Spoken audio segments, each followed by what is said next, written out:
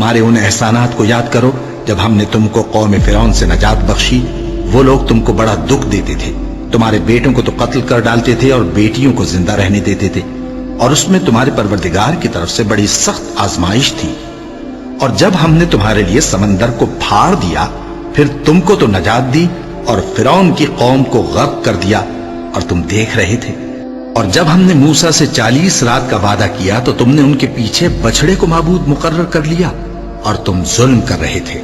پھر اس کے بعد ہم نے تم کو معاف کر دیا تاکہ تم شکر کرو۔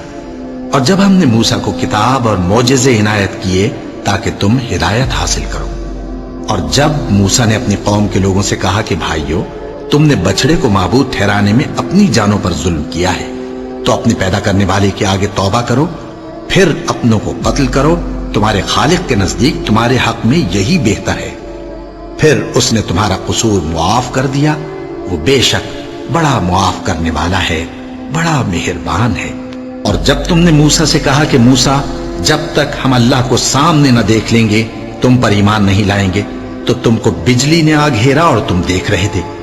پھر موت آ جانے کے بعد ہم نے تم کو اثر نو زندہ کر دیا تاکہ احسان مانو۔ اور ہم نے بادل کا تم پر سایہ کیے رکھا اور تمہارے لیے من و سلوہ اتارتے رہے کہ جو پاکیزہ چیزیں ہم نے تم کو عطا فرمائی ہیں ان کو کھاؤ پیو، مگر تمہارے بزرگوں نے ان نعمتوں کی کچھ قدر نہ جانی، اور وہ ہمارا کچھ نہیں بگاڑتے تھے بلکہ اپنا ہی نقصان کرتے تھے۔ اور جب ہم نے ان سے کہا کہ اس گاؤں میں داخل ہو جاؤ اور اس میں جہاں سے چاہو خوب کھاؤ پیو، اور دیکھنا دروازے میں داخل ہونا سجدہ کرتے ہوئے اور حطوتن کہنا، ہم تمہارے گناہ معاف کر دیں گے اور نیکی کرنے والوں کو اور زیادہ دیں گے۔ تو جو ظالم تھے انہوں نے اس لفظ کو جس کا ان کو حکم دیا تھا بدل کر اس کی جگہ اور لفظ کہنا شروع کیا، بس ہم نے ان ظالموں پر آسمان سے عذاب نازل کیا کیونکہ نافرمانیاں کیے جاتے تھے۔